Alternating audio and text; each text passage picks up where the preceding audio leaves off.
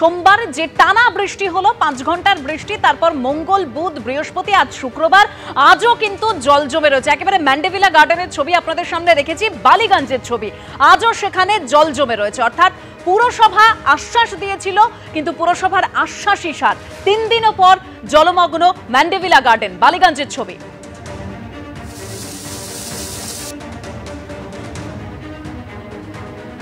তবে ইতিমধ্যেই আবহাওয়া দপ্তরের যে পূর্বাভাস, পুজোতে ভারী বৃষ্টির সম্ভাবনা থাকছে না, হালকা থেকে মাঝারি বৃষ্টির পূর্বাভাস রয়েছে।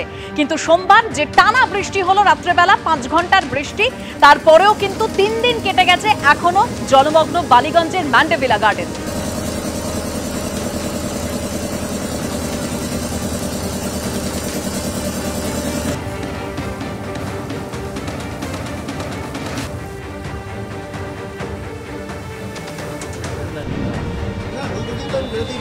মানে মঙ্গল বুধ মনে ছিল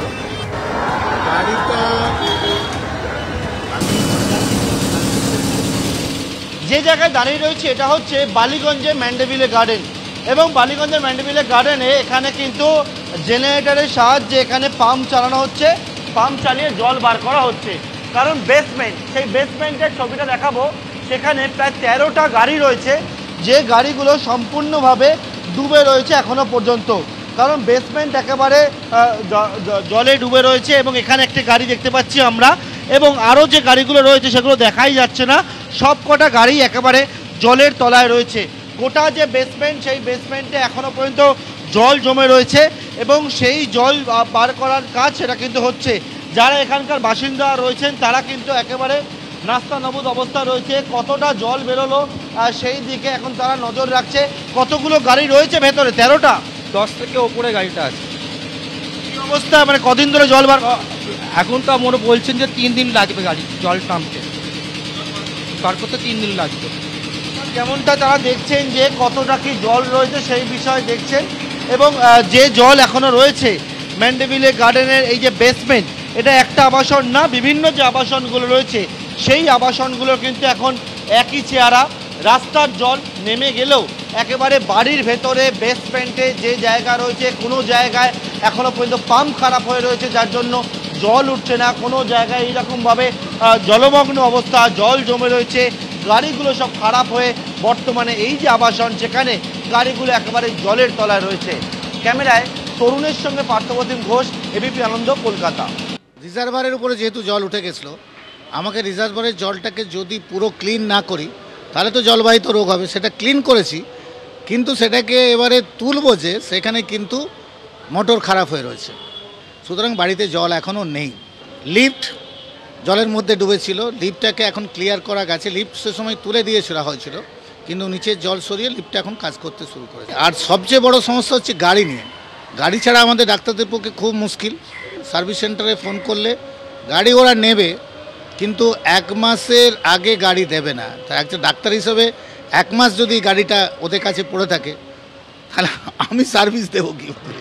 উবের ধরে ধরে যাতায়াত করা হচ্ছে। উবেরও অন্যান্য সময় যেভাবে পাওয়া যায় একটু বোধহয় উবেরের সময় কম হচ্ছে।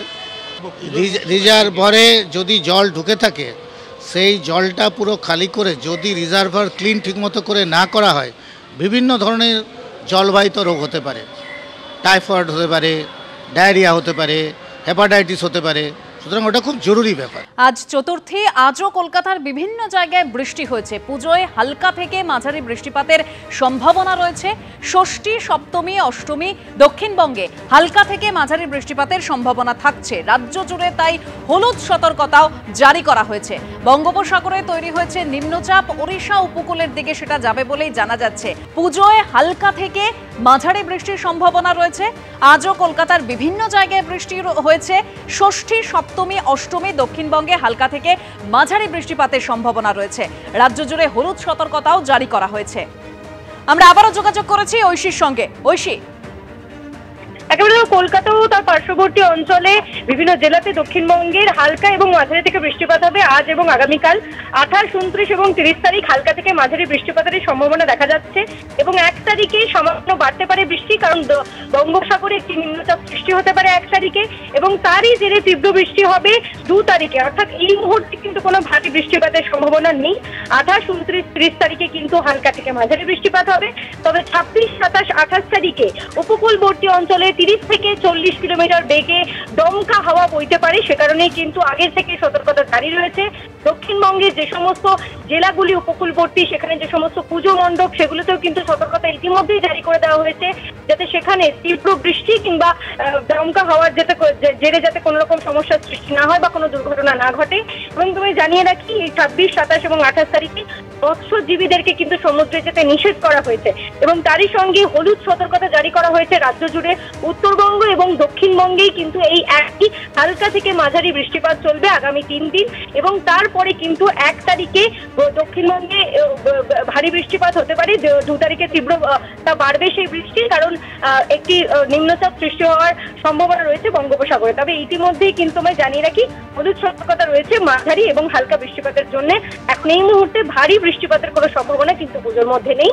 তবে পশলা বৃষ্টি যেটা চলছে, হালকা বৃষ্টি, বিক্ষিপ্ত বৃষ্টি, সেই বৃষ্টিপাত কিন্তু দক্ষিণবঙ্গ এবং কলকাতাতে চলবে। ধন্যবাদ ঐশী।